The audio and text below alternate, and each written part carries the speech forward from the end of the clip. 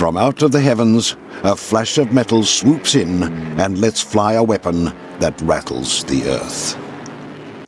Dive bombing. In the early 1930s, it is a new and daring form of attack.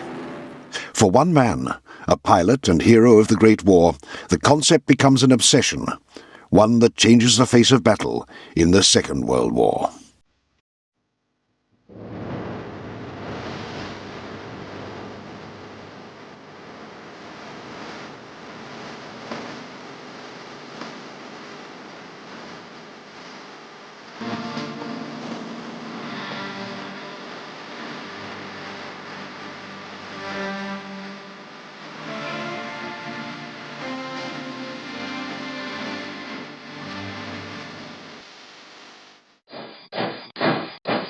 The tale of this swoop of death begins with a peace treaty that Germany was forced to sign in 1919, which ended the First World War. Under very severe terms, Germany is forbidden from developing military aircraft. Words on paper, however, mean little to Germany's military-industrial elite. The Junkers Company sets up a Swedish front to do its clandestine work. Wrapped in this cloak of legality, it develops a purely military aircraft, the K-47. It is unlike anything else seen on the ground or in the air. Its smooth, lightweight, all-metal construction gives it the strength and structural integrity required of a dive bomber. The bomb-carrying undercarriage fitted to its hull confirms its deadly potential. But as the K-47 soars off the drawing board and, ironically, into service with air forces around the world, another product of post-war Germany rises up to cast its shadow over the nation and around the world. Adolf Hitler's ascent to power sees him tear up the Versailles Agreement. He and his henchmen begin to build up a new and mighty German military machine. Ein Sowjetzeichen soll er vor sich hertragen und wir werden in unserem Zeichen wieder siegen!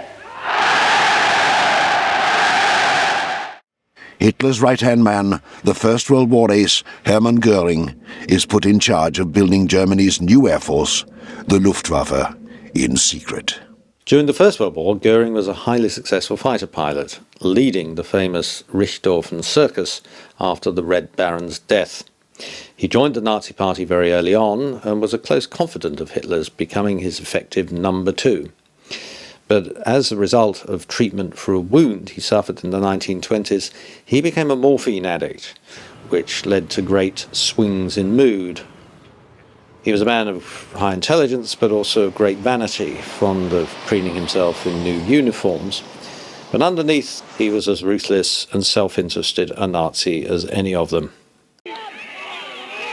By 1935, the Nazis have grown arrogant.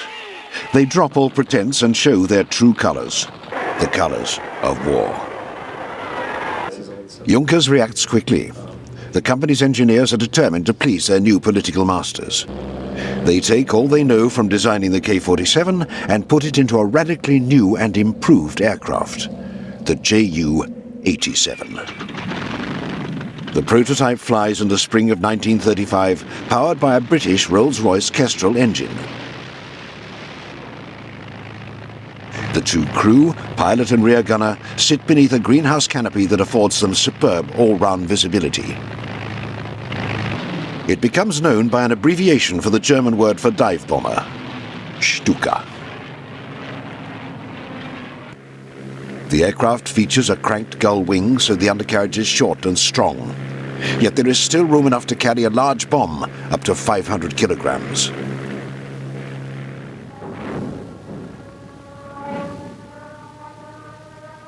Early test flights are promising. But there is a flaw, a deadly flaw, in the design and construction of the twin-fin tail. During a steep test dive, the tail shears off. The prototype plane plunges to a fiery end.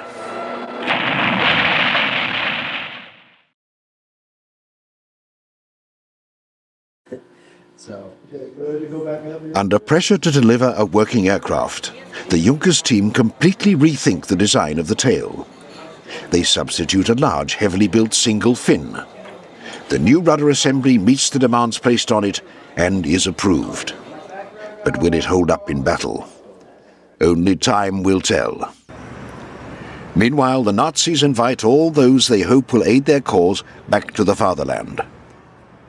Hermann Göring makes a personal appeal to Ernst Udet, one of his fellow fighter pilots and the highest-ranking German ace to survive the Great War. Udet has been making headlines barnstorming and stunt flying in motion pictures. Captain Eric Brown first met Udet during the Berlin Olympics in 1936, and later attended one of his famous parties. I found Udet to be a very outgoing personality, frankly. And he was one of these people that I think one automatically took to, because he was bubbly and sort of hail fellow well met. He loved to entertain his guests. An ordinary evening game, rather than a bridge or anything like that, was that he set up at one side of his flat on a wall a target, rather like a darts target, and on the opposite wall a mirror. And we had to stand looking at the mirror, and he would give us a Walter 9mm pistol, which was a deadly pistol.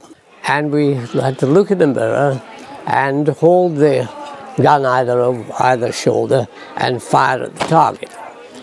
And needless to say, there were quite a few misses. He just loved flying anything and anything that had wings. He loved to sort of show off his flying prowess.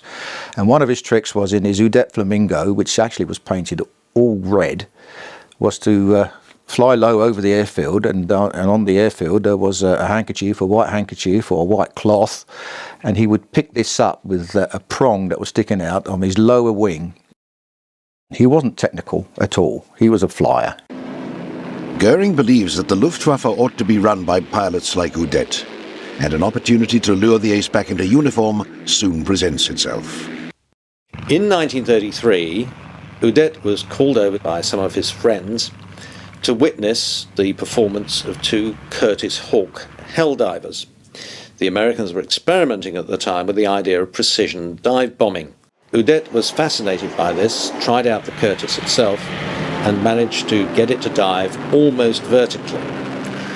He said immediately that he wanted to buy the two aircraft and take them back to Germany. He didn't have any money though, so he gave his pal Göring a call, who told him not to worry, and so the two Curtiss Hawks crated up, sent to Germany, and pretty soon a check arrived from the Reichsmarschall himself. This began the German move into dive bombing, which for Udet himself was to become an obsession. Göring puts Udet in charge of supply and procurement for the Luftwaffe.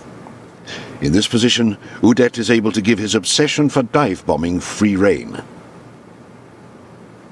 His enthusiasm stems from the poor accuracy of conventional bombers. Bomb sights are primitive, but in a dive bomber, the pilot can aim his weapon by flying directly at the target. And the newly designed Stuka awaits his arrival. It is adaptable and cheap to build, designed for mass production. And because it is able to dive at 90 degrees on a target, it can drop a bomb with pinpoint accuracy. It is also designed to pull out of a dive automatically, even if the pilot blacks out and loses control. Before you went into the dive, you set yourself up till you see the target over your left wing from the cockpit. Then you wheel over towards it and into the dive, and as you do, you pop your dive brakes.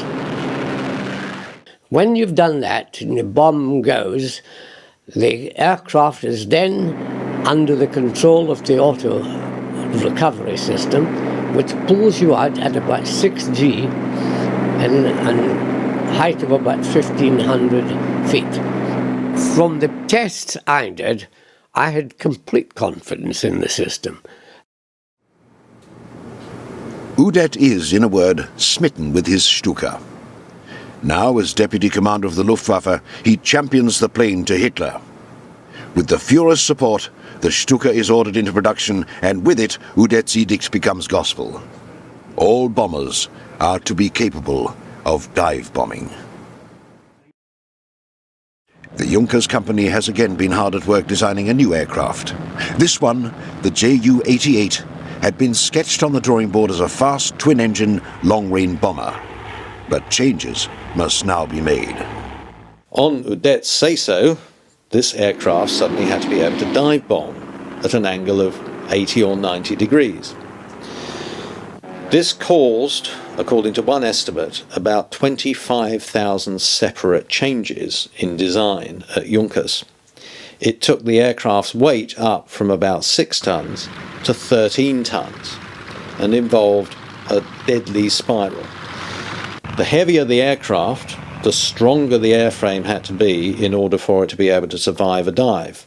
The stronger the airframe, the heavier the aircraft became, and so you had a vicious circle. In the end, the Ju-88 is never able to dive at more than 50 degrees, and modifications to turn into a dive bomber mean the production of the aircraft will be delayed by 2 years. 1936.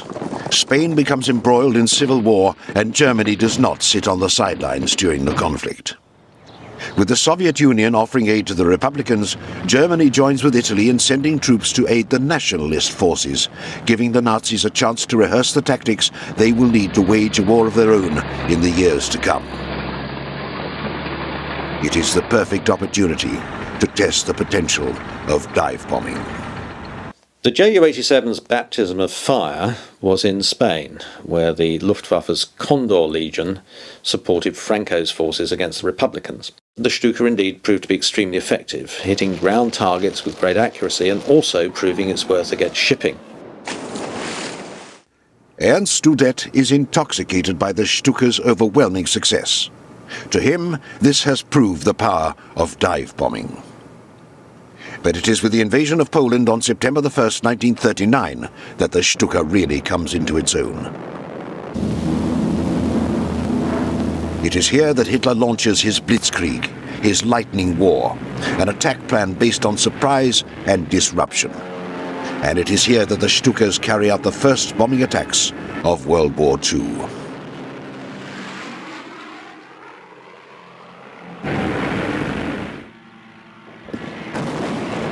The key to Blitzkrieg is speed of movement. Tanks and motorized infantry move around strong points to cause confusion in the enemy and effectively paralyze them. However, the faster they move forward, the sooner they outrun their own heavy artillery support. So they had liaison officers on the ground who were able to call down the support of the key weapon, the dive bomber, which was extremely accurate and had the flexibility to perform the role of flying artillery. When the Stuka had been making demonstration flights for officials, Udet had designed a siren to put on the plane's undercarriage as a practical joke, thinking it might give the unsuspecting observers a good fright. He calls it the Trumpet of Jericho. As it was diving, it caused this great screaming noise, which actually put the fear of God up to the troops on the ground, which was probably more effective at demoralizing them than what the actual bombs were. The fear that the Stukas gave to the people on the ground was actually amazing, because everybody on the ground thought that the aeroplane was diving at them personally. When he's diving straight at you, you see the pilot, and you are pretty sure that therefore he can see you as well, you see. And you think, oh my God, he finished me off for sure. And he was diving at you. You had a feeling he's bound to get you. You know, and even in the First World War, people, shall we say, fighter pilots used to attack and fire machine guns at people and so on. This you can hide. You can hide behind a wall, you can hide behind a ditch, you can hide behind a tree. You can't hide from a bomb, because bomb would destroy the wall and fell in the ditch. And it's really and truly frightening. The techniques of Blitzkrieg proved to be devastating effective. They worked first against Poland, then they worked in Scandinavia, and then finally, and most spectacularly, France, an enemy that Germany had struggled against in vain for 4 years, just 20 years before, capitulated within just a few weeks Most of the fighting was over within 3. The Stuka is the first hero of the Blitzkrieg. The German propaganda machine hails the aircraft a wonder weapon. A movie starring the aircraft is released throughout Germany. A song is also written about it, and it is surprisingly popular, blaring from radios and gramophones throughout the Reich.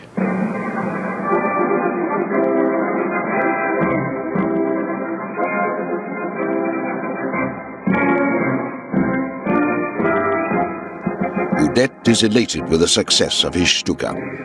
His belief in dive bombing is solidified by its success. With France now defeated, Hitler only has one country left to deal with in Western Europe.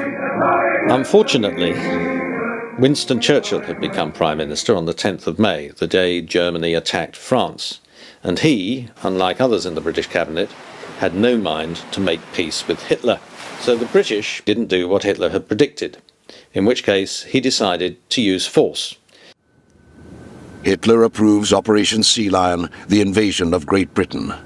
But before the German landing barges can deliver their troops onto English soil, the aircraft of the RAF, the British Royal Air Force, must be cleared from the skies. Goering boasts that he can eliminate the Royal Air Force in a matter of weeks, and unleashes wave after wave of aircraft to take on Britain's Spitfires and Hurricanes.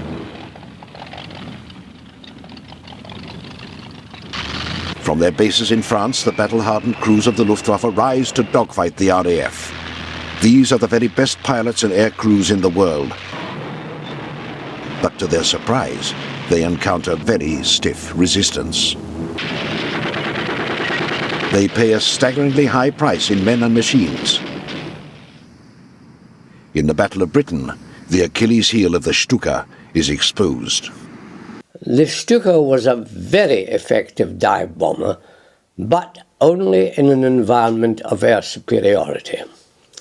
If it didn't have the protection of its own fighters, it was the enemy fighter pilot's dream, because it was big, slow, and a very, very easy target indeed. In fact, British fighter pilots used to refer to attacks on Stukas as Stuka parties, and every young blood in the RAF was always trying to crash them. Attacking Stukas may have been every British fighter pilot's dream, but trying to protect them was every German pilot's worst nightmare. It was hard to follow them because they were so slow, so flying a fast German fighter you had to zigzag and burn up fuel in order to avoid getting too far ahead.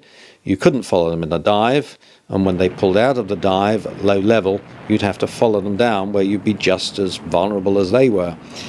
Rather than trying to protect these ugly little brutes, what every German fighter pilot wanted to be doing was to be flying at high altitude and bouncing Spitfires and Hurricanes unseen in order to add to his kills. By now, the Royal Air Force Command has taken measure of the Stuka's fatal vulnerability. Its tail assembly, modified all those years ago, renders the rear gunner position virtually useless. He cannot defend against a Hurricane or Spitfire attacking from the stern. Anytime he fires his machine gun, he risks shooting off his own tail. Stukas by the score fall in flames from the sky. On August the 18th, one wing of Stukas lost 17 aircraft in a single operation. And in the words of von Richthofen and their commander, a wing of Stukas has had its feathers well and truly plucked.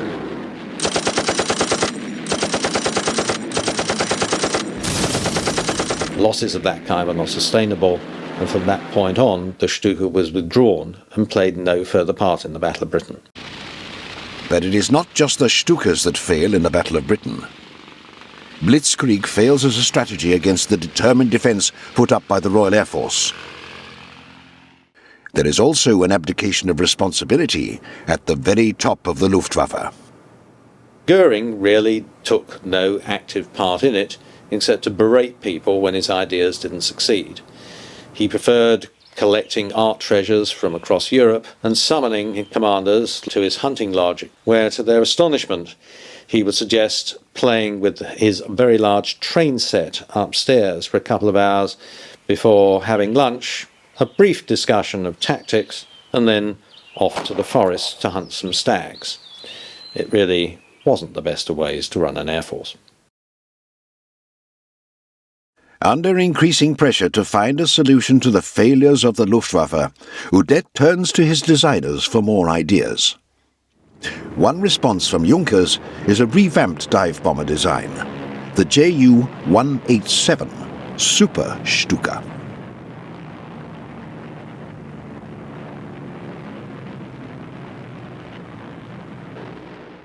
In order to give the rear gunner an unobstructed field of fire, the pilot will be able to lower the fin and rudder assembly once the aircraft has entered a combat zone. The Super Stuka design is changed in other ways as well. The landing gear is to be retractable, giving it better speed and maneuverability. The aft defensive armament is to be a pair of powerful, rapid-fire, long-range cannons mounted in a remote-controlled turret. There is also to be a periscope, housing a telescopic gun sight so that enemy combatants can be identified and destroyed at a long, safe range. And all of this is to be engineered into a sleek fuselage that presents a relatively small target. But could the Super Stuka make a difference in the Battle of Britain? I think it was one of these innovative ideas that frankly would not have been very effective. And I do not see that it would have been worth interrupting a production line to introduce a modification of this order. Neither Goering nor Hitler support Udet's demands for an improved dive bomber, and the Super Stuka never flies. As 1940 comes to an end, Udet begins to suspect that his good friend and State Secretary for the Air Ministry, Erhard Milch, is working behind his back to discredit him and usurp his position. While the two were outwardly amicable, Milch has been secretly plotting against Udet, accusing him of mismanagement and reporting his findings to Hermann Goering.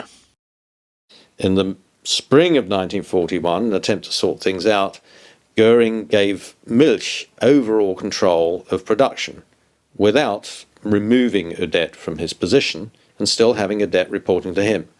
This caused immense confusion and soured previously friendly relations between Udet and Milch. But bigger battles are brewing. On June 22, 1941, Operation Barbarossa sees the largest army in history attack the Soviet Union along a 6,000-kilometer front. Leningrad and Moscow are to be conquered by 190 infantry divisions, totaling 3.8 million men, together with 4,000 tanks and nearly 5,000 aircraft. Even during the Battle of Britain, Hitler had been planning the big war that he'd always wanted to fight. He managed to convince himself in the summer of 1940 that the only reason that Britain was still holding out and failing to make peace was that it was placing its hope in Russia. And he had plans made to attack it as soon as possible in the spring of 1941. In the event, those plans had to be delayed until the 22nd of June, when the largest land battle in history began. Hitler boasts that European Russia will collapse within 6 months, and during the onset of the invasion, it seems that his prediction may very well come to pass. Here, once again, as in France and Poland, the Stuka came back into his own. The Luftwaffe was able to wipe out the front line of the Red Air Force on the ground, and there was no serious fighter opposition. We now saw the most spectacular Blitzkrieg-type victories in the whole history of warfare. Snow begins to fall in early October, and the German advance is slowing. As the battle with the Soviet Union stretches out toward the winter, the defenders of Moscow and Stalingrad do not capitulate, and Russian industrial production is evacuated beyond the Ural Mountains. Despite the Stuka's resurgence, with no long-range bombers up to the task of destroying Soviet factories, Stalin's forces will be able to rebuild their strength through the winter months. As the war progressed, It gradually began to dawn on people that the Luftwaffe had its shortcomings. Either it didn't have enough aeroplanes, not the right kind of aeroplanes, and all the fingers were being pointed at Udet. He was in a post as chief of the technical department, which frankly was beyond his capabilities. I think this built up until Udet realized he was in an office where he was totally unsuited, and the only way out for him would have been to ignominiously admit his inability to handle the job. Udet now suffers from depression and is increasingly dependent on a dangerous cocktail of brandy and amphetamines. To make matters worse, his old friend and fellow flying ace Goering now reveals why he is nicknamed the Iron Man. He was just as likely to stab you in the back as to slap you on it. So whilst he was quite willing to get his old friends like Udet involved in the running of the Luftwaffe, he also had another motive, which is that he had people to blame if anything went wrong. By 1941, things had started to go wrong in the Luftwaffe, and Udet was there to carry the can. In the end of the day, there was no way out for him. He felt he'd been totally betrayed by Goering and all these other hierarchy people, and the people around him had all disappeared, and he was left on his own. By the 17th of November 1941, Germany is now deep in its volatile campaign against the Soviet Union, an invasion Udet had been openly opposed to. That night he returns home after eating dinner with his mistress. The pressure of his posting is taking a heavier and heavier toll on him. Depressed at the disloyalty shown by his friend Goering, he drinks.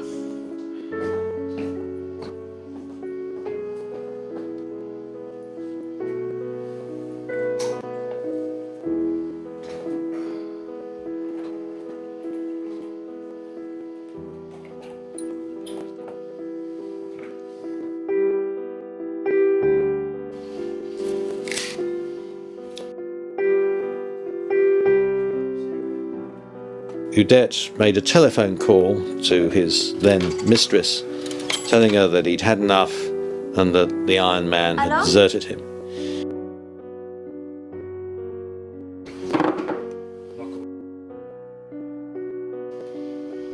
With the phone still off the hook, she heard.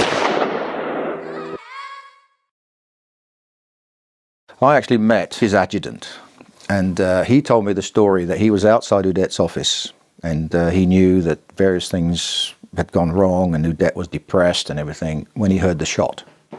And when he went into his office, Udet had shot himself in the head, and he had written a message in lipstick that his best friend had ditched him. But the Reich, looking to spin Udet's death into a tale of heroism, tells Luftwaffe pilots like Wilhelm Kreismann a very different story.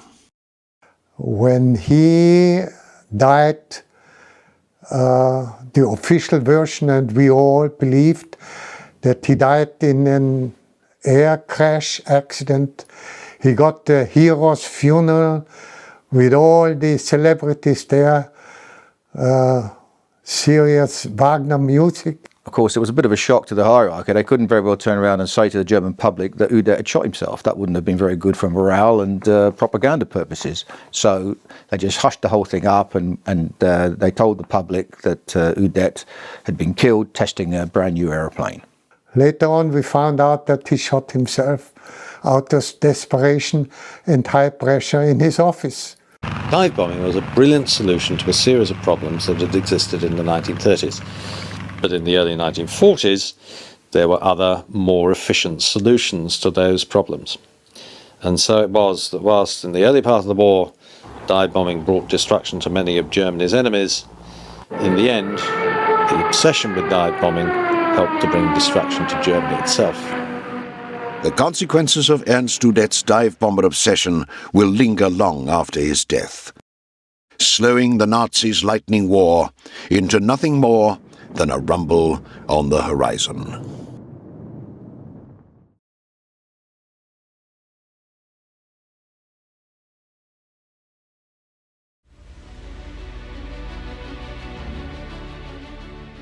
Of all Germany's aces, few can boast of belonging in the same class as the legendary Adolf Galland.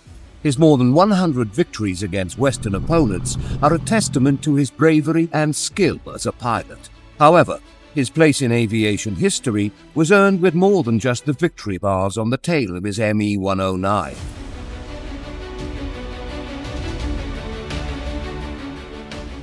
It was publicized that Udet had an accident by testing a new weapon. Yes, he tested a new weapon, but it was his pistol.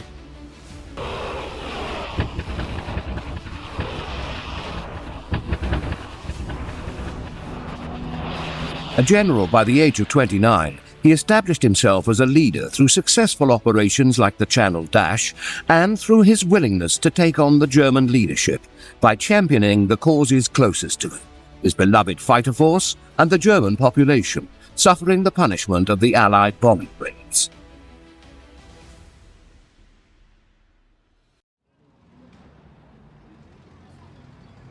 After the war, Galland would eventually return to his hometown of Remagen-Oberwinter, situated just south of Bonn and next to the Rhine River.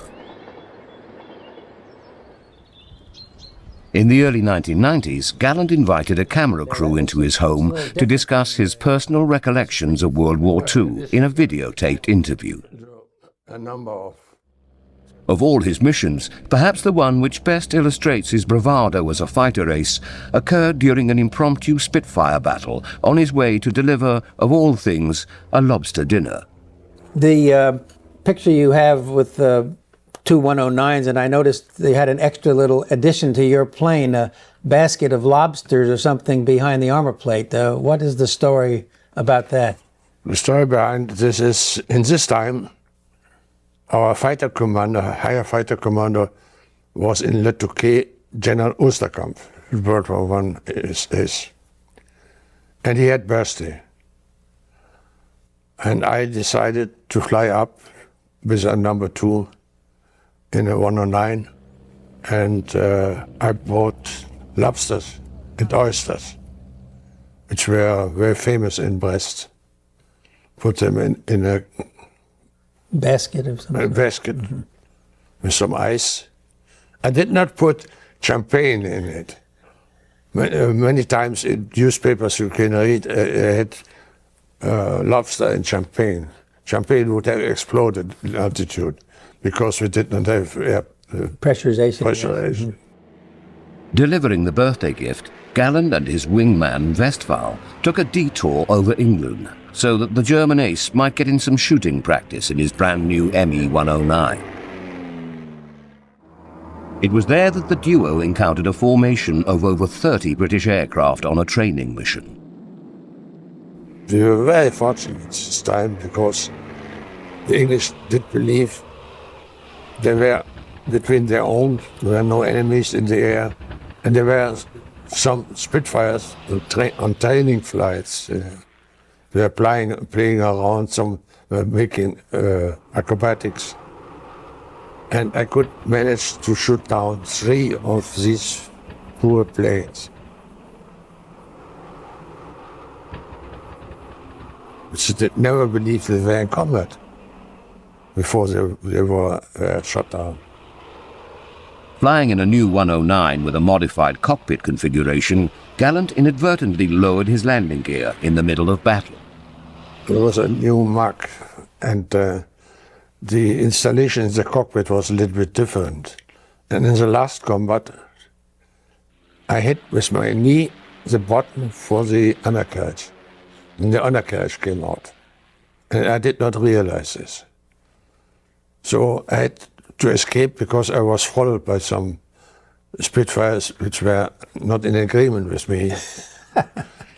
Since I had realized I did some damage to them, they were following me, and I had the undercarriage out with full power down to the sea level and then to Luftwaffe. And in Luftwaffe, I did not realize I had the undercarriage out. I pushed the button, the undercarriage went in. I turned around, and they were firing signals. I thought, what is going on there? Big birthday party. big birthday didn't make around, had always the wrong decision made. When I was in the final approach, the undercarriage I took in, and when I had to go around, I put it out again. So finally, they came and showed me a tire. I said, something's going on with your undercarriage. Then I made it correctly. Oh, good. So I could offer Osterkamp the lobsters and The oysters. the oysters. And 3 Spitfires. And 3 Spitfires. Wonderful.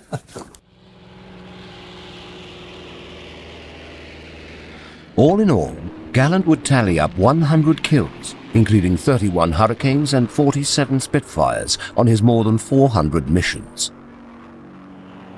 Though impressive when compared with the top British and American aces hovering at or near 40 victories, his totals might seem modest considering some German pilots had more than 300 kills.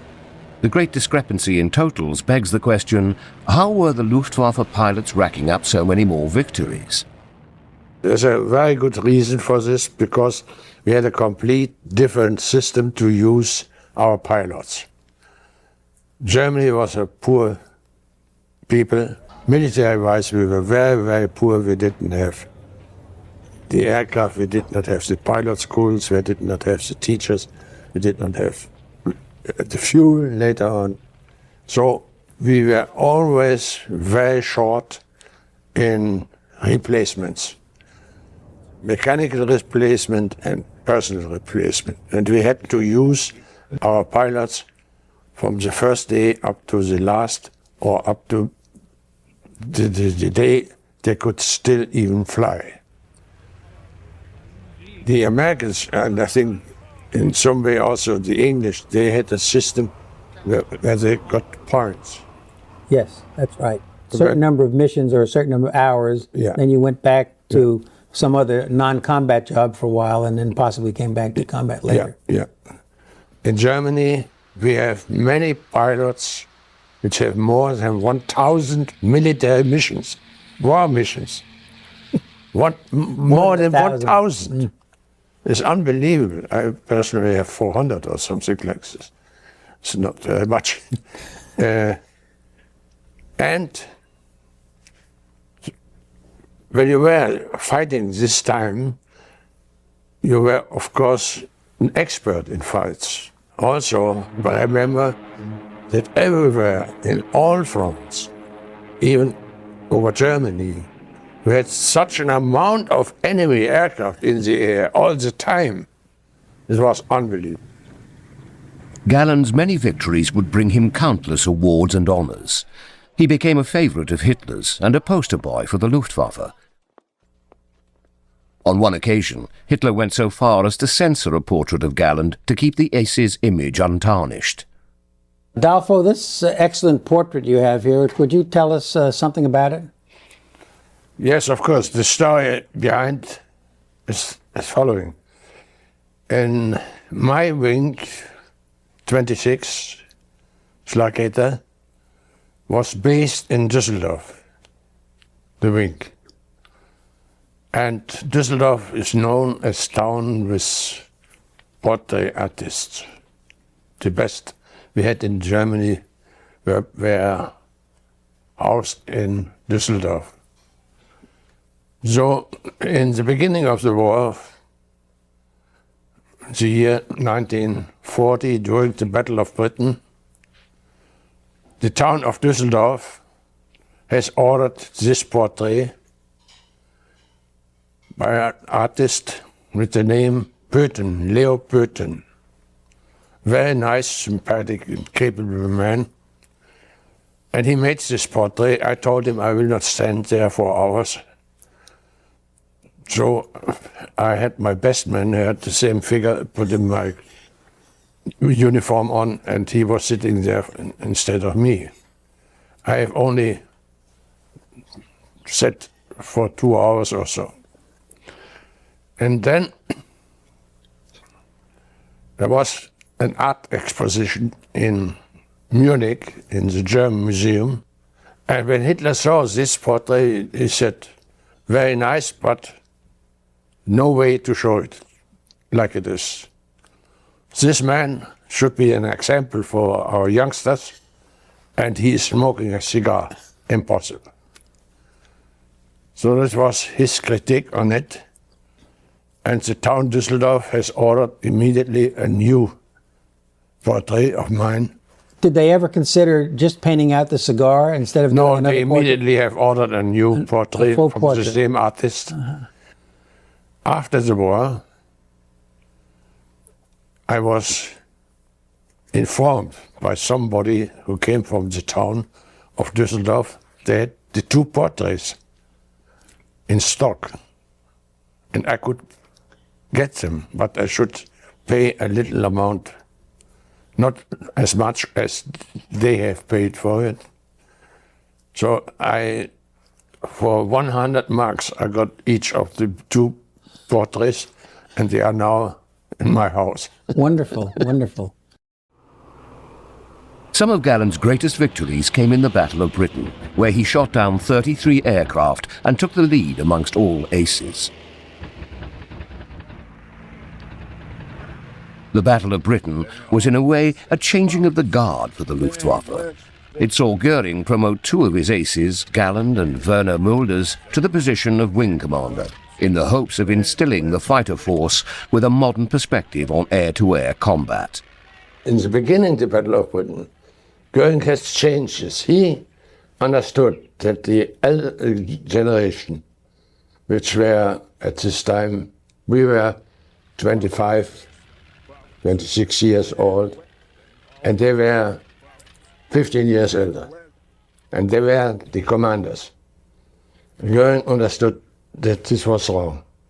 So Mulders and myself, we were the first younger wing commanders of the younger generation. Mulders did like it very, very much. He wanted to be the forthcoming Bölke. He told me once, you can be the next Richthofen by shooting down only with your stupid head. I wanted to be a Bölke, the thinker, the tactician. Tactician. Mulders would live his dream of becoming a grand tactician of the air. With his help, the modern finger 4 formation was adopted by the Luftwaffe. Up until then, the German fighters largely used the limited, close formation style popular in World War I. We started with the four-finger open formation. We learned this in Spain. And this was the merit of Mulders, who has invented this. In a close formation, only the leader can see. All the other people, all the other pilots are completely occupied by holding their position, their close position. It was stupid. Though led by prolific aces like Mulders and Galland in the Battle of Britain, the Luftwaffe pilots were still handicapped by the German architects of the invasion. The planners sent their pilots to war in aircraft with barely enough range to reach their British foes. In the Battle of Britain itself, though, you couldn't go very deep into England because of the lack of range of the Messerschmitts. Is that correct? That's absolutely correct. We had 1 hour flight time, and we could reach just London and stay over London for about 5 minutes or 7 minutes, and then we had to turn back because we had to take altitude. And the incursion we made were mostly about around 20,000 feet. When the Luftwaffe fighters did cross the Channel with what little fuel they had in reserve, the dense English radar system ensured they would be greeted with a hostile welcome. When we took off in this area where the fighter places, we were immediately detected by the English radar. And our radar was just in the beginning, it was neglected. We did not have a very good radar system. But we learned very soon that the English radar system was just perfect. And nevertheless, we neglected to attack the system and to destroy the system. We have only made, I think, 2 attacks on the English radar. This was one of the mistakes. The radar organization was around here. They had different sectors. And this organization was extremely good, thank you. Perhaps the greatest challenges to the Luftwaffe during the Battle of Britain were the RAF pilots themselves, who were determined to repel the invaders and preserve their homeland. How did you feel about the British as opponents in the war, the RAF? They were very serious opponents. We know this. Mm-hmm. And at this time, the English fighter pilots were I would say, the best fighter pilots. They were equal with our own. And their spirit to fight was very, very high. So we had the highest respect. If you knew who you were, who was up there against you, did you think, oh, I've got Barter out there right now? Was it like that? Did you actually say to yourself at that moment, there is a man out there I know by name and I want to get him? No, we couldn't. We couldn't determine it in the air who was sitting in the plane. Never. And we had all our victory bars on the tail. This would not be recognizable in the air. Absolutely not. After a string of resounding victories in mainland Europe, the Luftwaffe found themselves in a new and vulnerable position in the Battle of Britain. Though they faced logistical problems and stiff opposition, it did not deaden the spirit of the German fighter force. I would say the morale at this time on both sides was extremely high. Extremely high. We wanted to fight them, they wanted to fight us. There was no any opportunity to escape the fight, and there was nobody who wanted to escape. Hermann Goering had promoted Galland to the position of wing commander, but this did not stop the young ace from publicly sparring with his superior about the deficiencies of the Luftwaffe. Galland recalled a tense dispute when Goering blamed the fighters for failing to sacrifice themselves to save his more costly bombers.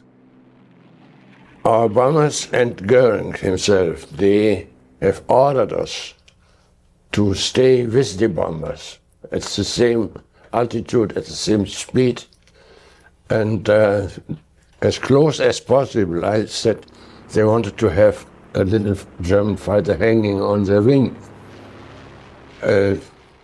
This could not be done by us because we were far below our cruising speed. The bombers were slow in formation. They had a lot of bombs hanging outside. This has lowered their speed also. And in addition, they were trying to go higher than their best altitude because of the English anti-aircraft. And the 109, with their high wing load, they needed speed. And the Spitfire, with lower wing load, could even slow down more. When I explained this to Goering, he came once to the channel. In this area there was a tunnel. He came with a special train, and he ordered Mölders and myself to come.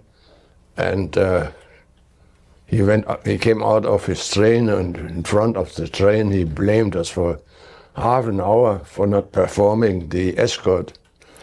And I told him, when we slow down to the bomber speed, then we are only targets for the English fighters.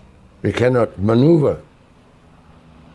And Goering said, when you will be shot down, this is better than my expensive bombers were shot down. When he said this, I was annoyed.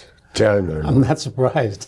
And finally Goering, after 40 minutes blaming, he asked Möllers, what can I do for your wing to improve the fighting capability, especially for escort? Möllers answered, I wanted to have the more powerful engines, the same engine with a higher compression. Compression ratio, yes. And Göring said to his aide, take a note, he will get this engine first. Then he asked me, and I was still annoyed. And I said, I looked at him, that's a fat man in front of me, I said, please, Herr Reichsmarschall, equip my wing with Spitfires. Boom. Was that the start of the deterioration? That was the story. He did not expect this.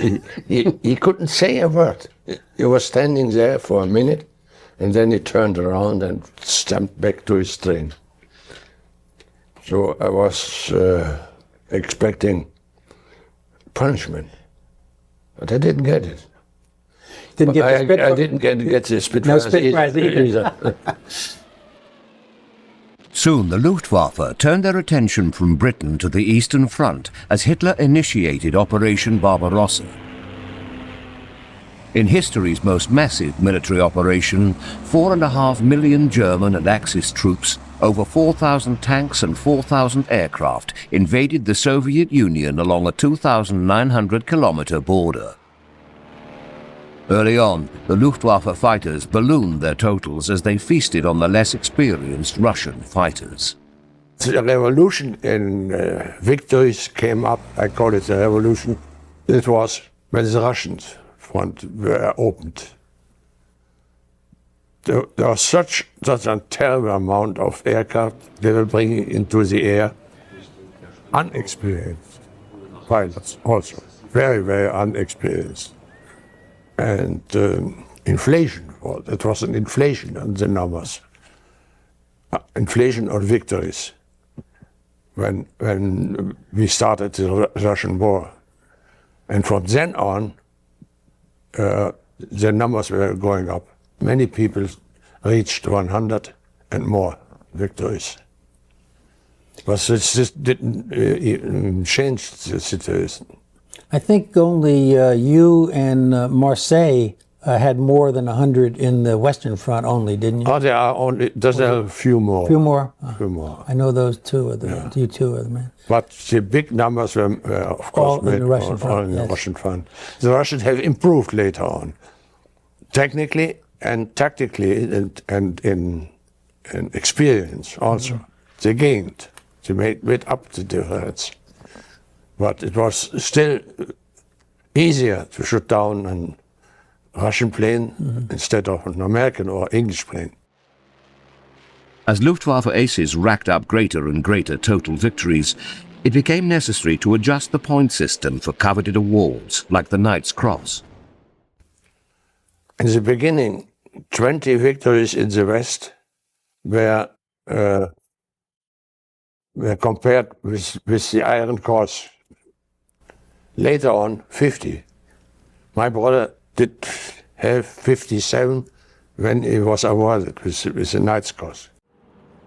There were doubts and suspicions amongst the members of Allied air forces that the Germans were embellishing their totals. Galland quickly discounted any of these rumors. Some people believe the Americans. American fighters, which were here in our meeting, our annual meeting, they put this question. They did believe we were counting 3 or 4 victories for an American 4-engine bomber shot down.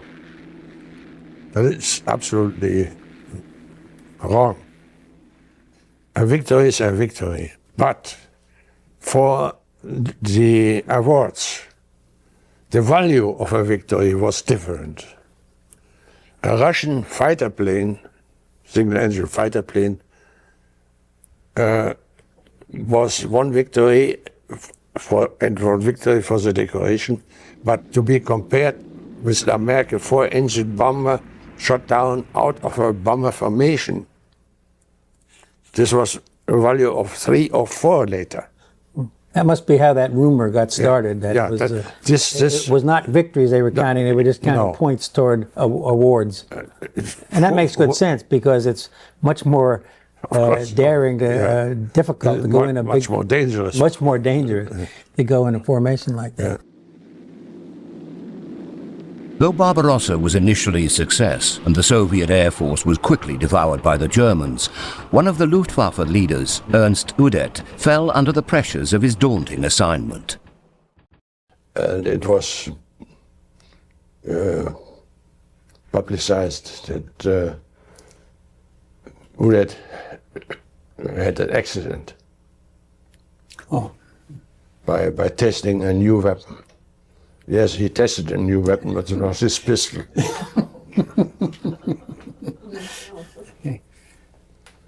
But we knew when the funeral took place, we knew already. Goering had told us what has gone on. November the 22nd, 1941, the day of Udet's funeral, was doubly tragic for the Luftwaffe and for Galland. Werner Mulders, the young ace who had quickly risen up the ranks side by side with Galland, died in a tragic plane accident. He was ordered to come to the state funeral of Udet, but he couldn't make it on behalf of bad weather. And then he got the message he should stay there. He was on the Crimea. And he did a lot of shooting and hunting there. Then he got, was he killed in an accident or? No, yeah, coming. And he came in a 111, in a Winkle bomber, which were going home for the general overhaul. And it was bad weather, and Mulders was flying as passenger. He was not in the cockpit. He was behind the crew. And they had to they lost their own engine, and they were flying for an hour with one engine, and then they had to make a forced landing in Breslau, in Silesia. And this landing, the pilot, who was an experienced pilot from the Spanish Civil War already, he overshot the runway on a small field, and when he took off, he rolled over. He came down. Shortly before his death, Mulders was promoted to Inspector General of the fighters. Galland feared he might be next in line for this position, as it would take him out of the air and away from his beloved squadron. His fears became a reality when Goering forced the promotion onto him at Mulders' funeral. This series of photos were taken at my wing headquarters by the end of 41, when I was made General of Fighter Arms. Goering came on and delivered a speech. That's a good shot. He is delivering his speech. By the way, I can tell you, when you see the flag, this was the flag of the forces. It has nothing to do with the party. Oh, it's a military flag. It's a military flag. Yes, it's not a political thing at all. The German soldier, professional soldier, was not allowed to vote. Oh. It was not allowed to be voted, to be selected. Oh, just totally out of politics. Out of politics. You took over as General of Fighters. You were only 29, I believe, wasn't it? Yeah. Yeah. Well, that was a tremendous responsibility for such a young man to take over the entire Luftwaffe fighter command. As you know, Mulders was the first one.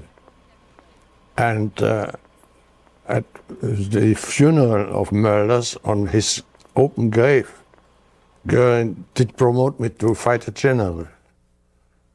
I didn't like this, first this location, and secondly, I didn't like to be put under such responsibility. I wanted to keep going on as wing commander. I was very happy with this mission. but there was no question to avoid this. You are the fighter general from now on. Did you have responsibility for both day fighters and night fighters? In the beginning, not. No. In the beginning, only for day fighters, and I can tell you this was enough. It was really enough. I'm sure. We had so many problems with personnel, with the losses we had, with the wounded people, the replacement of military leaders, fighter leaders, wing commanders, group commanders, squadron leaders. It was enormous. As a kind of consolation for his promotion, Hitler awarded Galland with the jewels to the Knight's Cross. Mulders, the only other recipient, had received this highest of honours after 100 victories. Though Galland had only 94 kills, Hitler did not want him denied this award as a result of taking a bureaucratic position. Galland recalls how both Goering and Hitler, though running a war on two fronts, were preoccupied with the cut and size of his diamonds. When I was wearing this first time, Goering saw it. It was in his special train on a trip to the Ukraine, to his headquarters there. He asked me, tell me, is this the highest decoration the Führer gave you, the diamonds? To the Knight's Cross? I said, yes. It can't be. Take it off. I took it off. I had it fixed with some Ribbon or strips from the girls. And I gave it to him, and he said,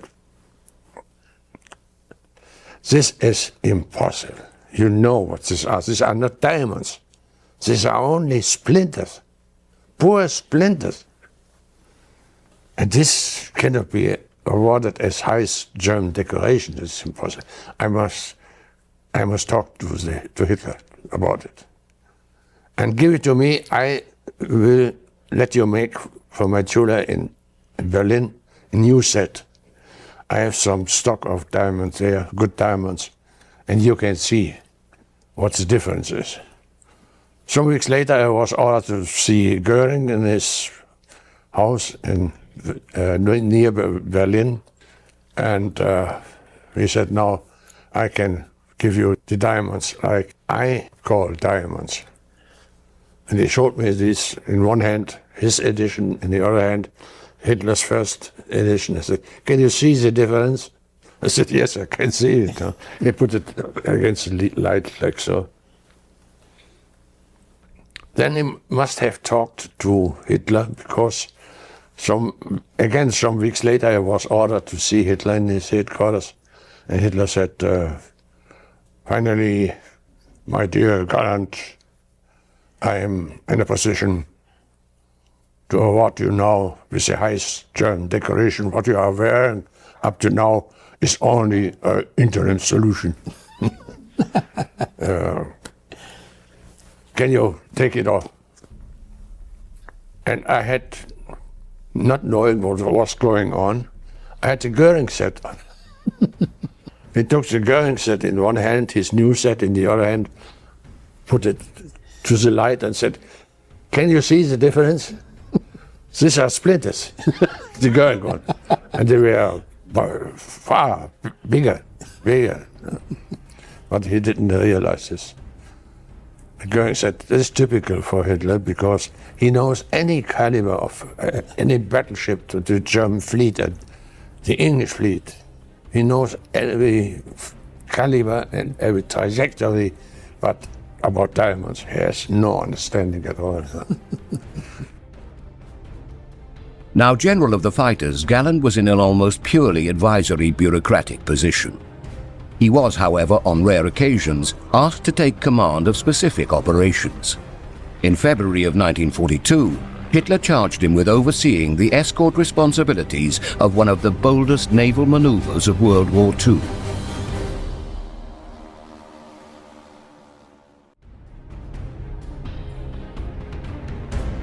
The fates of fighter ace Adolf Galland and Germany were bound together during the start of World War II. Both enjoyed great successes in the initial campaigns.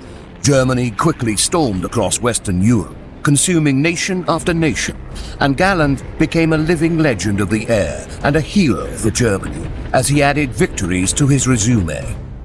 During the Battle of Britain, Galland took the lead amongst aces and was promoted to the position of wing commander, along with his fellow ace Werner Mulders. But here, Germany's torrid progress to expand its military empire stalled. The fierce resistance they faced from the RAF, combined with the ineptitude of the Luftwaffe's high command, poisoned Germany's conquest of Britain. Hitler turned his attention to the Eastern Front, and although Operation Barbarossa was initially successful, Galland and the Luftwaffe faced tragedy: the suicide of Ernst Udet and the accidental death of Werner Mulders. At this time, Adolf Galland found himself in an unhappy position, as he was forced to take mantle of General of the Fighters from fallen ace and friend Mulders. However, in this new role, Galland would soon find himself in Hitler's inner circle, planning a top-secret mission, Operation Thunderbolt, the Channel Dash.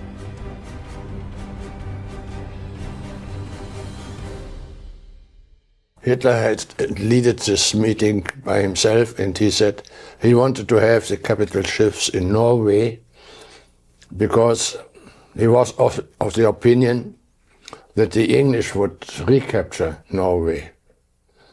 And he wanted to avoid this in any case. For Hitler, holding on to Norway was a key to the success of Operation Barbarossa.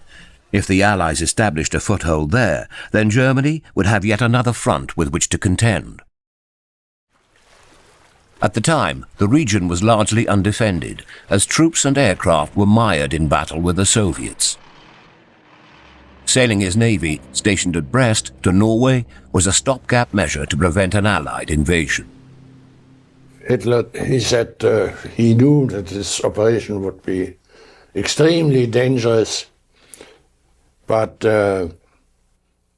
all his actions in the last years, before the war and during the war, had been very dangerous, so he was decided to make this operation. The question was only, should the ships go around England or should they go through the channel? Both ways were really risky because the way around England would have involved the whole English fleet, which was high superior with Navy and also with the Air Force on the ships. So it was decided finally to go through the channel.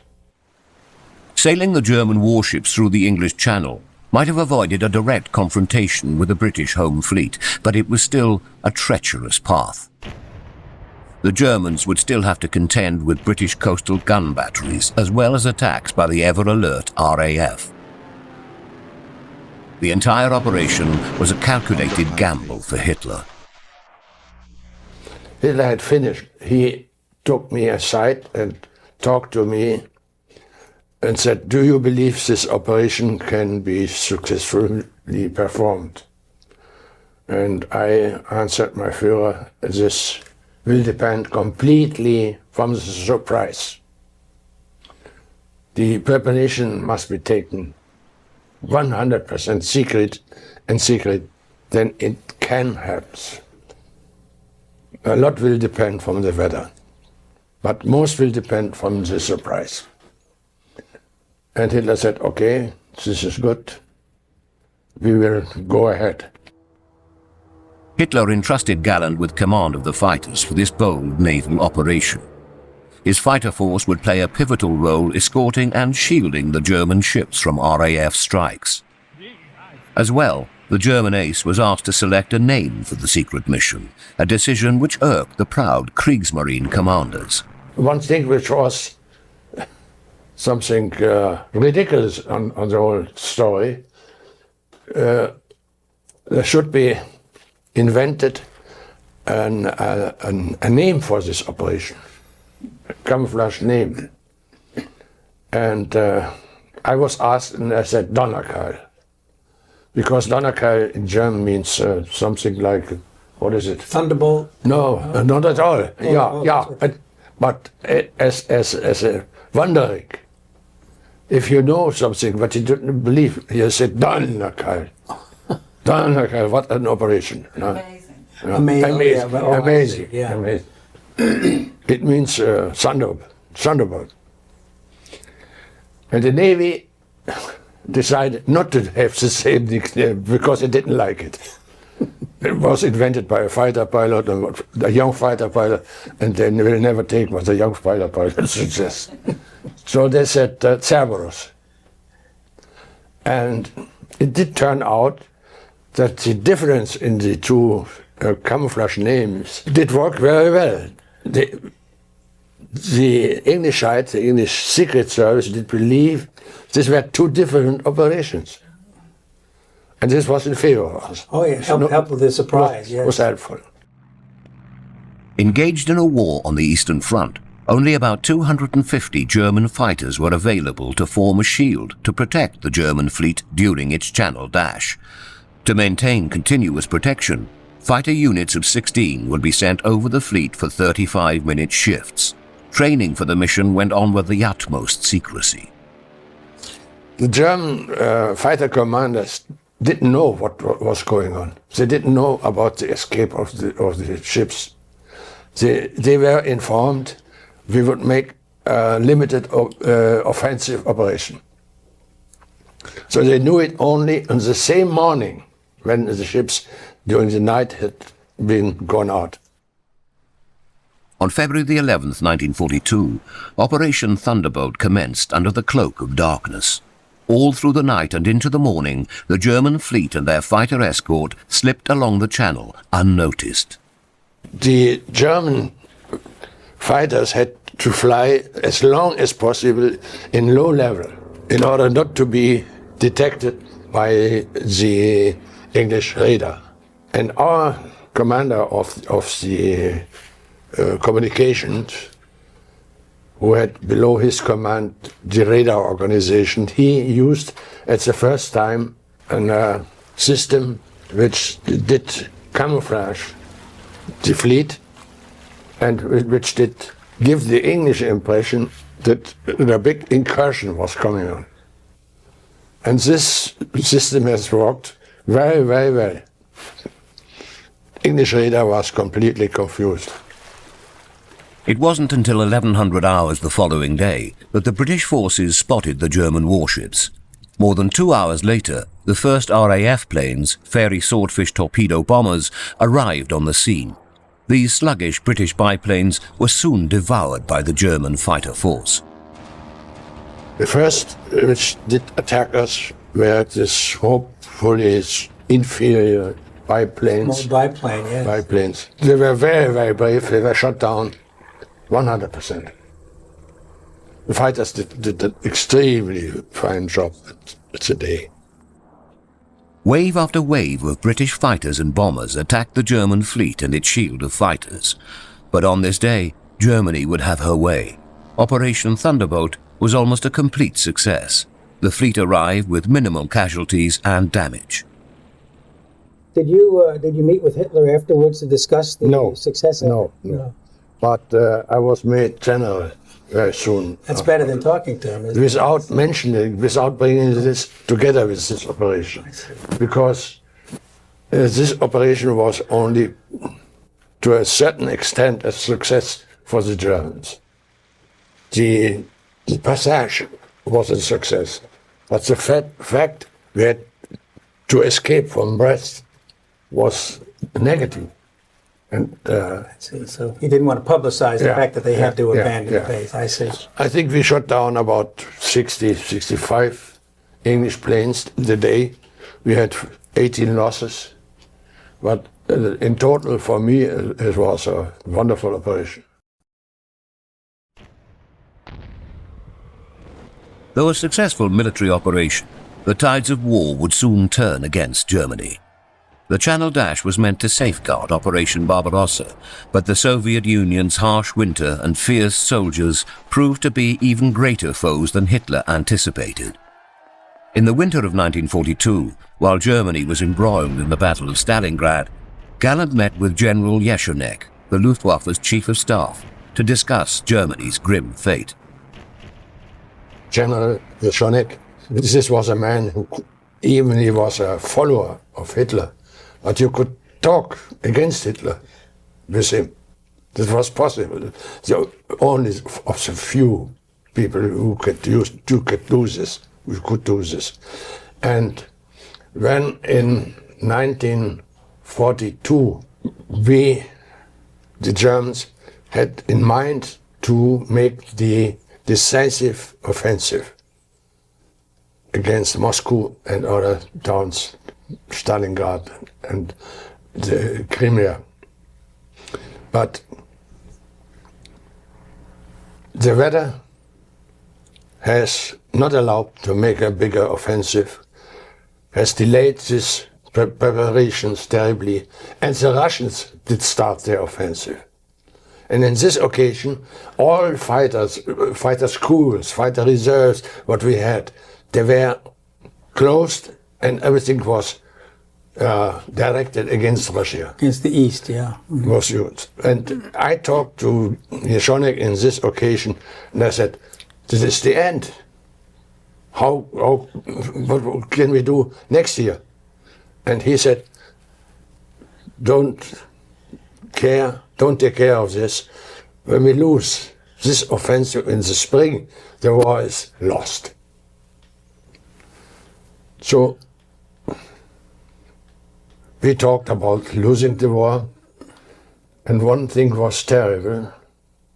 There was the conditions in which the war could be ended. This was the unconditional surrender as only outcome of the war.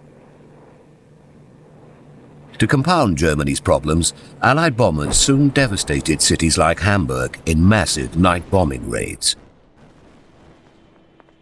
They were able to counter the obsolete German night fighter and searchlight system by sending in single streams of bombers and dropping countermeasures to fool the enemy radar. General Kammhuber was a man who was responsible for the night fighters. And he had his special system. He had in the circle of one radar, he had one fighter, and this fighter was leaded against the target. But when Hamburg occurred, and your bomber command did make first this air stream of bombers, together with the strips, with the window or chaff. Window chaffs. His system was completely out. And the night fighters, also at this time, they wanted to follow the bomber stream in the night because they could see them. Many times they could see them, and they saw the signals they were dropping. They saw the burning bombers in the stream. So they could easily follow over the target. Everything was light because of the fire. Of course, the fire. Of course, the pharaohs. Searchlights. Yes. Searchlights. Yes. And they couldn't understand. They were forced to stay in a circle. Frustrated by General Kammhuber's ineffectual system, the night fighter force turned to Galland to intervene. They came to me, and I had to tell this Göring. And after Hamburg, when this system with the circles did completely fail, he made me responsible for the night fighters too. I didn't understand very much. I have only some night missions done in the second seat of a night fighter. But I personally have not shot down one aircraft during the nighttime. It's a whole different situation at night. Completely different, completely different. But I had, as my inspector of the night fighters, I had an expert who knew this and who explained this to me. So I think the night fighters themselves, they were more or less happy to be on a mine command. Not so with Kamhover. Kamhover did believe I had originated his replacement. He must have known that it had failed, though, and because it didn't stop the attacks, and when you took over, things got a lot better. But that was the only answer to the new British night tactics. Night tactics. Yes. Mm-hmm. While the British devastated Germany through the night, the Americans took part in their own precision daylight bombing raids, crushing Germany's infrastructure.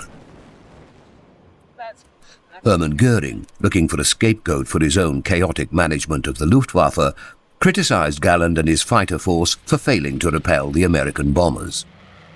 I was unfortunately present at a meeting when Göring in Schleißheim, near Munich, had a meeting for about 35 high-ranking German officers. And he was upset about the last encounter with the American, the 8th Bomber Fleet. And he was blaming the fighter for not performing the escort during the Battle of Britain, not performing now to stop the American air offensive. And he did blame us, and he did call us scopegates, and I don't know what else. And when he said, your people have got so high awards during the Battle of Britain for the victories you have not really made. You have only you were lying on this. Oh. And when he said this, I took my decoration and hit it on the table in front of him. There was a silence, an absolute silence there. Even Göring couldn't say any word. And he finished very soon this meeting, took me out and said, please don't do this, please don't do this. I was nervous, and this is not my opinion. And I said, I will never wait until you extend a declaration that this is not true and this is not your opinion. He didn't do so. So I took all my decorations off, and in my office at this time was in the Olympic game stadium. Oh, I see. Mm-hmm. And there was an office, and this was my office for the wartime. I had my part of my trophies there, this wooden cock, the big cock I had there, and I put the last decoration I put around the neck of one wooden cock, a blue, dark blue neck, and I put 2 lights on it. And everybody who came wanted to see the wooden cock with the diamonds, and I showed him this to this. They did fit him wonderfully. So then one day Hitler had seen a photo of mine in a German newspaper on the cover front, very big picture without decoration. And he asked, what is going on? No, before he did this, my quarters was bombed, the Olympic game field. It was bombed, and the decoration and everything, my complete office, did burn up. So, and Hitler said, did ask his surroundings, what is the reason why Galland is not wearing the highest decoration? And they told him that has been burned in the Olympic sporting game. Yeah. By an English air attack, night attack. And he said he should come see me, I have a new set for him. And I went up without decoration, and he gave me number 4. In addition to the military losses suffered by the Luftwaffe fighter force, Galland suffered personal tragedies, the deaths of 2 of his brothers, fellow pilots Wilhelm Ferdinand Galland and Paul Galland. This picture down below here, these are your two brothers. Yeah. And they were both lost in the war, is that correct? Yes. The little one was killed first.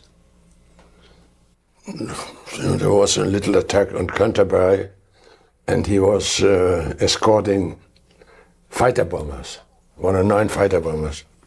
And on the way back, they were attacked by Spitfires. And he climbed into the clouds, and since he couldn't fly by instruments, he came out immediately from the clouds, and they were in the middle of the Spitfires, and was shot down. He's laying here in his channel. How many victories did he have before? He had 17. 17. And he was only 23 years when he died. And your other brother? My other brother was 2 years elder, 3 years elder, and he had a very good talent as a fighter pilot. He had difficulties in the beginning, but he was a perfect fighter and a very good group commander. And he had 57 victories in between these 7 4-engine bombers, B-17s. And he was very talented, very good. He must have been. Those are impressive number of victories at that time. Very good group commander. He had the Night Cross also.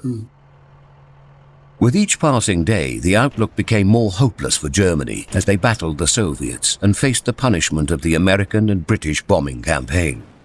But did Galland, a living legend of the air and general of the fighters, believe his pilots could somehow change the outcome of the war? You may ask me, did you believe you could change the war? Not at all. The war was completely lost. The war was lost when we started the offensive against Russia. Yes. Perhaps the war was lost when Hitler started it. Because the Americans, the Russians, and the Catholic Church as enemy, and you are lost. You can be sure. And the British. Oh, sorry. What kept you fighting after you really knew that the war could not be won? We were fighting for anything better than unconditional surrender. And we thought there must be a chance, perhaps, that England and the Americans are going against Russia or something like this. Galland and his pilots also continued to fight to defend Germany's helpless civilian population as best they could from the relentless bombing raids. The general of the fighters believed the Me-262, a jet fighter with a maximum speed of over 500 miles an hour, was the ideal interceptor to counter these attacks. We had now the first and the best jet fighter in our hands. The terrible attacks of the American Air Force, of the 8th Air Force, the 15th Air Force, and the English Air Force during the night, the Bomber Command, they were going on.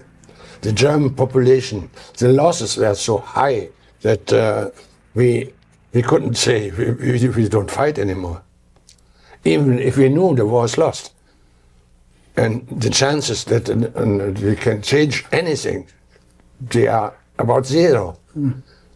Only for the feeling when the population is suffering in such a terrible way, and we have a good weapon, we have to continue to fight, and we did it.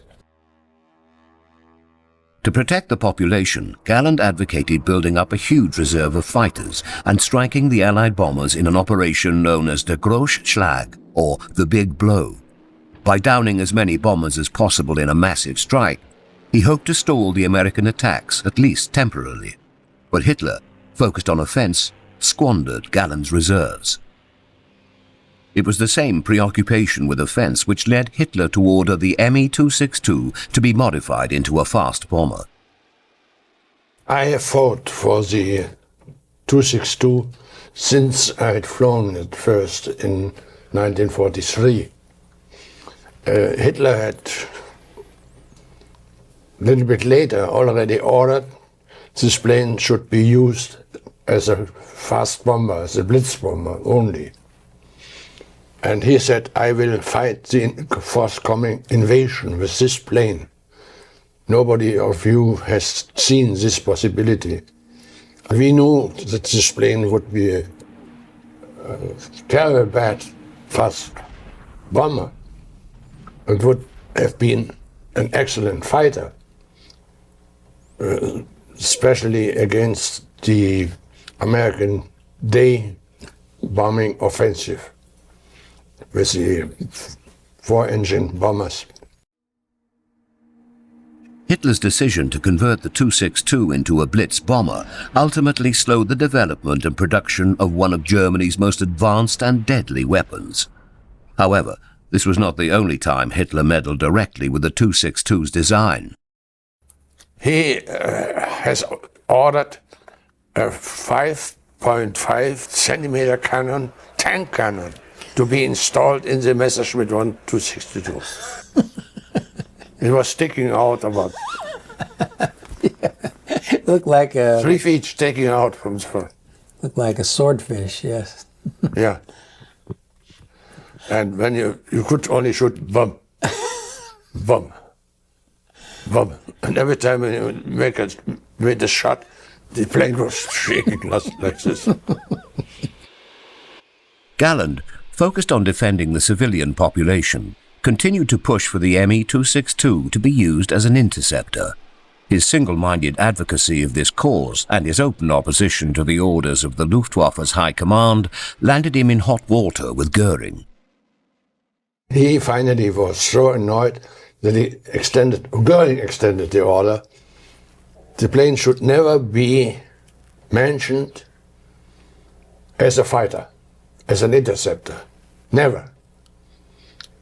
He gave an order not to use this expression anymore. So, and I continued fighting for this until I was replaced. I was fired as general of the fighter arm. This was in December 1944, 5 months before the war ended. And Goering had in mind to make me responsible for the defeat of the fighter arm. And he was preparing a Court-martial? Court-martial. And Speer, I could manage to get Speer involved. Speer informed about my situation. And Speer, in the same night when he got this message, went to Hitler in his quarter and informed Hitler. And Hitler said, this should be, all actions against Galland should be stopped immediately. For me, it is absolutely clear Goering wants to have a scapegoat. He is giving the fault to another man like he is doing this normally. So it was stopped. And then Hitler extended the order. I should set up a small formation and give the proof that this plane could be used as an interceptor very well. Galland's reinstatement as a frontline commander may have been a way for his enemies in the Luftwaffe to hasten his death. As well, perhaps as a symbol of Goering's irritation with Galland, the German ace was forbidden from attaching his name to the new jet unit. Goering ordered me this formation should not carry my name, should not be named Jagdverband Galland. And he asked me, what do you propose as name for it? I said, JV44. JV stands for Jagdverband 44, 2 4s, because it was in the end of 44, and I thought I will never get more than 4 and 4, 8 planes. And also, there's a joke in Germany, a 4 is a Vierer. A Vierer sounds very familiar with Führer. I said, let's now try with 2 Vierer. With one fear, it doesn't work anymore. This time is true. Galland was able to hand-select the men of the JV-44, including pilots who had taken part in the mutiny of the fighters, men who had supported his reinstatement as general and were critical of the decisions of the Luftwaffe High Command. It was a star-studded group. His top 5 aces had more than 1,000 combined kills. I could take over as pilots men like Steinhoff, like Horrifying, Kopinski, and others, which were involved in this fighter mutiny, which had taken place in between. You can have all these men, Goering told me. You can have all these men. And then we have set up this formation in Brandenburg-Brest near Berlin. Steiner was the man who was responsible for the operation and for the training. And we went down to Munich, to the former airport from Munich, München, and we have operated the last 6 weeks from this airport. With quite a success, we have shot down a total of 50 airplanes. Though the JV-44 enjoyed some success as a unit, they could not stop the inevitable defeat of Germany. However, if the Me-262 had not been delayed by indecision over its role as a fighter or bomber, might it have had an impact on the outcome of the war? What do you think would have been the effect of having the Messerschmitt 262 available as a fighter 6 or 8, 10 months earlier? We could have had it. The development has been stopped by Hitler himself in one situation when he said, all developments which are not ready for use in combat during the next 8 months have to be stopped, have to be postponed. This has delayed the further development of the 262, especially of the engines. But they have continued against the order of Hitler, but only with the limited force. And we could have had the 262 available in numbers of about, let's say, 500 up to 1,000 a year before. It was my firm opinion. And with this force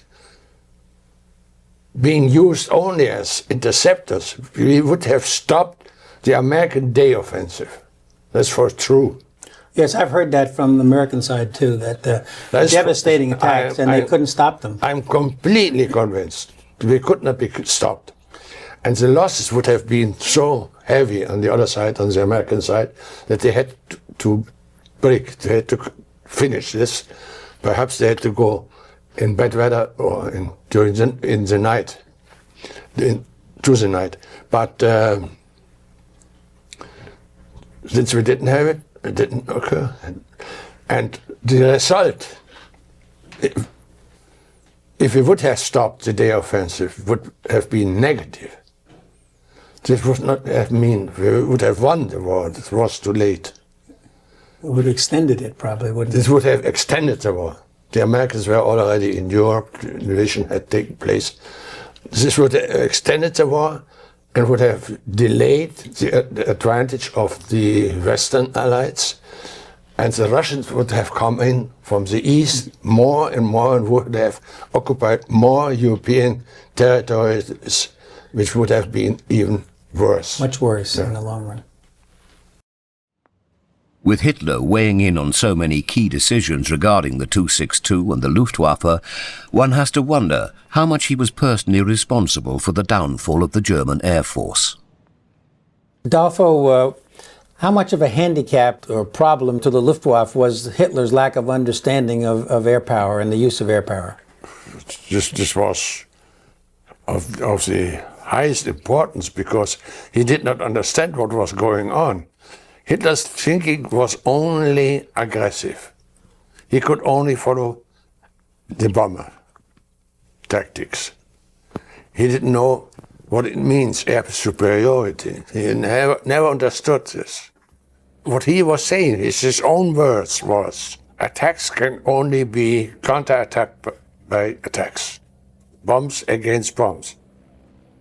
Not fighters, not anti-aircraft against bombers. It's sort of like an American saying that the best defense is a good offense. Yeah. Very much the same thought. But he did this all the time without any reserves, and unfortunately, he was even with his military decision, he was successful in the beginning. So it gave him a false sense of confidence. Not all, but not all, but some, all. Yes. But in the beginning, even Hitler himself, he did believe he could. His orders were also coming with a positive outcome, and this has led to many mistakes later on. In combination with his offensive thinking. Normally, a normal tactician would build the Air Force only under the cover of air defense. But no, not so with Hitler. He built first the air offensive, the bombers, and neglected the fighters. The chaotic management of Germany's Luftwaffe and armed forces would ultimately lead to her demise. Though the war was lost, Galland was still eager to make an impact on Germany's fate. He attempted to negotiate a deal with the Americans, which would have allowed the JV-44 to continue fighting against the Russians. His proposal, however, was quickly rejected, and out of options, Galland surrendered to the American Army on VE Day. Unquestionably, Galland was a gifted fighter pilot and one of the great aces of World War II. However, his impact as general of the fighters is debatable. Other than the Channel Dash, the only operation he commanded was an unsuccessful attempt to reverse the fates of the fighter force in Sicily. What we can be certain of was Galland's devotion to his fighter force and to the German people. He was willing to stand up to the Luftwaffe's high command, lock horns with Goering, and oppose Hitler for the sake of these two causes. Perhaps these actions speak more to his bravery and valor than the victories which earned him a diamond-encrusted Knight's Cross.